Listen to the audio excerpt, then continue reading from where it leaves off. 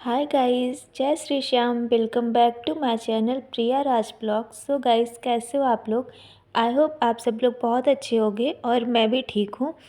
काफ़ी टाइम से मैं ब्लॉग वीडियो नहीं बना पा रही थी, वो कुछ रीज़न था इसलिए नहीं बना पा रही थी। लेकिन अब फिर से स्टार्ट किया बनाना, तो अब कोशिश करूँगी कि हमेशा ही मतलब कि 2-3 दिन में तो एक दिन आ ही जाए मेरा वीडियो। सो गाइस, किसने किसने पीजीटी और टीजीटी का फॉर्म अप्लाई किया था 2022 में? तो आप लोग बताइएगा। मैंने भी किया था। और उसके बाद से तो मुझे लगता है कि बहुत सारी लड़कियां ऐसी होंगी कि जिनकी लाइफ बहुत ज़्यादा चेंज हो गई होगी मेरे जैसे, क्योंकि जिनकी 22 में शादी नहीं हुई थी तब की प्रिपरेशन में और शादी के बाद की प्रिपरेशन में बहुत ज़्यादा फ़र्क हो जाता है। क्योंकि शादी मतलब कैसी भी हो, जिम्मेदारियां तो आ ही जाती हैं। और वो शादी से पहले जो फ्रीडम होता है पढ़ाई करने का, वो शादी के बाद नहीं हो पाता, क्योंकि शादी के बाद पढ़ाई करने में जस्ट डबल मेहनत होती है। क्योंकि जिम्मेदारियों के साथ सब कुछ मैनेज करना रहता है, और जो कि स्टार्टिंग में तो बहुत ही टफ़ लगता है, बाद में धीरे धीरे करके हैबिट में आ जाता है।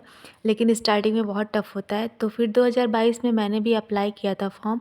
और उसके बाद वेट करते करते शादी हो गई। शादी को 1 साल हो गया। उसके बाद अब एग्ज़ाम डेट आई है, तो चलो अच्छा है कि आ गई। अब हो जाएगा एग्ज़ाम। अब एग्ज़ाम तो हो जाएगा, लेकिन प्रिपरेशन फिर से स्टार्ट करनी है। और मेरी पढ़ाई में तो 2 साल का गैप हो गया है। तो जब इतना लंबा गैप हो जाता है तो फिर से स्टार्ट करने में बहुत ज़्यादा परेशानी होती है, जैसे मुझे हो रही है। लेकिन ठीक है, कोशिश करने से हर कुछ हो जाता है, और ये भी हो जाएगा कि मैं कोशिश करती रहूँगी तो फिर धीरे धीरे वो हैबिट में आ जाएगा, जो मेरी आदत छूट चुकी है पढ़ाई करने की। तो और पढ़ाई करना बहुत ज़रूरी है, क्योंकि हर लड़की को सेल्फ़ डिपेंड होना चाहिए। लड़कियों का खूबसूरत होना ही काफ़ी नहीं है, उनका सेल्फ़ डिपेंड होना ज़्यादा ज़रूरी होता है। और इसीलिए मुझे लगता है कि हर लड़की को शादी से पहले ही जॉब ले लेनी चाहिए, क्योंकि शादी के बाद अगर वो जॉब कर रही हैं तो जॉब तो लग जाती है, लेकिन बहुत ज़्यादा उनको मेहनत करनी पड़ती है। और जो स्ट्रगल उनका शादी के पहले मतलब थोड़ा-सा रहता है, वो शादी के बाद डबल हो जाता है। क्योंकि उसके साथ उनको घर भी मैनेज करना रहता है, और बहुत सारी चीज़ें ऐसी होती हैं जो बहुत बदल जाती है शादी के बाद, तो सब कुछ मैनेज करके चलना पड़ता है। इसीलिए शादी से पहले अगर जॉब हो जा रही है तो फिर बहुत अच्छी बात है। और शादी के बाद अगर कर रहे हो तो ठीक है, फिर डबल मेहनत करनी पड़ती मेरे जैसे। और बहुत सारी चीज़ें जो अच्छे से मैनेज करके चलना पड़ता है, तभी हो पाता है सब कुछ। और यहाँ पे हम आ गए थे ये प्लांट्स लगाने के लिए। और ये जो गमले आप देख रहे हैं, इसको हम लोगों ने मीशो से लिया था। और इसमें सारे गमले अच्छे थे, बस ये जो ब्लैक वाला दिख रहा है इसमें तो नीचे से होल ना होके साइड से होल था। और वो भी ज़्यादा बड़ा नहीं था, इतने ठीक था तो कि उसको मतलब मिट्टी डालने से वो बंद हो गया। और गमले तो अच्छे ही आए थे, सब कुछ ठीक था। आप कलर वगैरह आप देख ही रहे हैं। और छोटे छोटे से थे, प्राइस भी सही था इसका।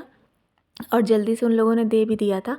और इसमें डालने के लिए हम लोगों ने खाद ख़रीदा था, तो वो खाद नहीं थी, पूरा मिट्टी ही थी जैसा आप देख रहे हो इसमें। और ये सारे सीज़नल पौधे हैं जो कि ठंड के हैं। ठंड के बाद ये ख़राब हो जाएंगे, तो फिर इसको चेंज करके इसमें दूसरा पौधा लगाना पड़ेगा।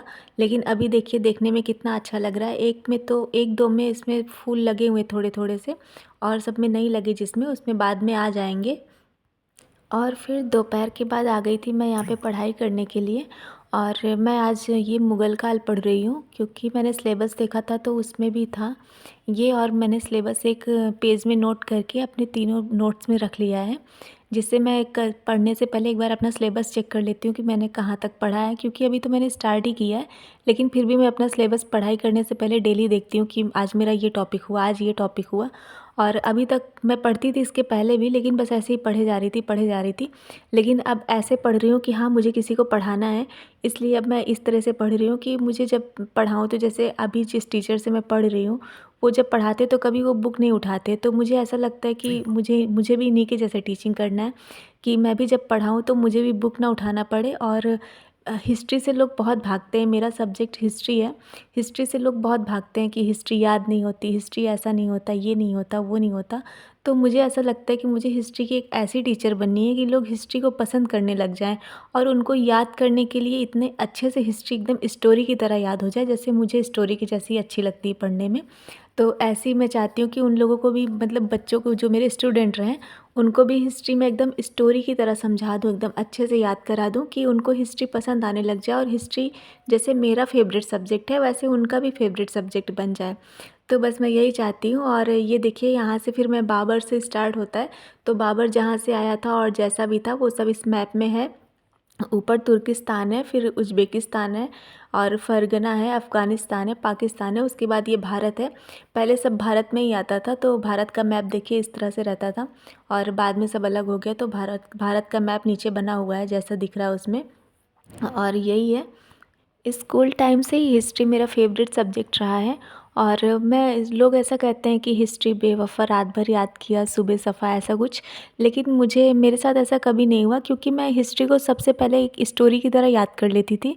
याद मतलब कि स्टोरी की तरह मैं उसको पढ़ लेती थी, और उसकी थोड़ी बहुत स्टोरी तो दिमाग में रह ही जाती है अगर आप कुछ पढ़ रहे हो तो फिर मैं उसको स्टोरी की तरह पढ़ लेती थी पूरा, और उसकी डेट मैं बाद में याद करती थी, लेकिन उसकी स्टोरी मुझे पहले याद होती थी कि कौन सा शासक कहाँ से आया, कहाँ गया, कहाँ पे रहा, कितना लड़ा, कितना युद्ध किया, किससे किससे शादियाँ की, और किसके साथ संधि हुई, किसको पराजित किया, किस पे विजय किया।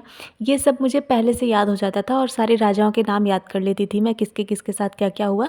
उसके बाद फिर मैं ये डेट याद करती थी कि किस डेट पे आए, किस डेट पे गए, किस डेट पे जन्म, मृत्यु, युद्ध, सब कुछ, स्थान, ये सब मैं बाद में याद करती थी, लेकिन उसकी स्टोरी मैं पहले पढ़ लेती थी, क्योंकि इस मुझे बचपन से ही कहानियाँ बहुत पसंद थी, तो हिस्ट्री मुझे हमेशा स्टोरी के जैसे ही लगता था। मुझे ये लगता था कि हमसे पहले जो लोग थे वो ऐसे रहते थे, उनके साथ ऐसा हुआ था, ये हुआ था। और उस राइटर का नाम मुझे अभी याद नहीं आ रहा है। किसी एक राइटर ने ये भी कहा है कि हिस्ट्री एक ऐसा सब्जेक्ट है जिसे रोज़ हर राजा को पढ़ना चाहिए और डेली पढ़ना चाहिए, क्योंकि उससे हमें बहुत कुछ सीख मिलती है।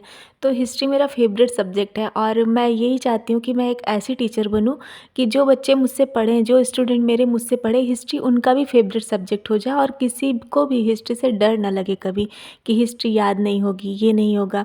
सबको जैसे मतलब कि जैसे मुझे पहले स्कूल, अभी तो मेरी पढ़ाई में काफ़ी गैप हो गया, तो काफ़ी चीज़ें मुझे भूल गई हैं, क्योंकि रिवीजन ना करो तो भूल जाता है सब कुछ। और नहीं तो पहले मुझे भी ऐसे उंगलियों पे हिस्ट्री के डेट सारे याद रहते थे कि हाँ इस टाइम पे ये हुआ, उस टाइम पे वो हुआ। और सारे शासक के नाम जैसे मैंने अभी आपको दिखाया, मैं ऐसे ऊपर से लेके नीचे तक पूरा नोट कर लेती थी और पूरा रट डालती थी, तो मुझे सब कुछ एकदम अच्छे से याद हो जाता था। अब वही चीज़ मुझे फिर से करना है, जिससे याद हो जाए और मेरा एग्ज़ाम क्लियर हो जाए, क्योंकि जो मेरा बच्चों को पढ़ाने का सपना है वो पूरा हो जाए। चलिए फिर मिलते हैं नेक्स्ट वीडियो में, तब तक के लिए बाय बाय।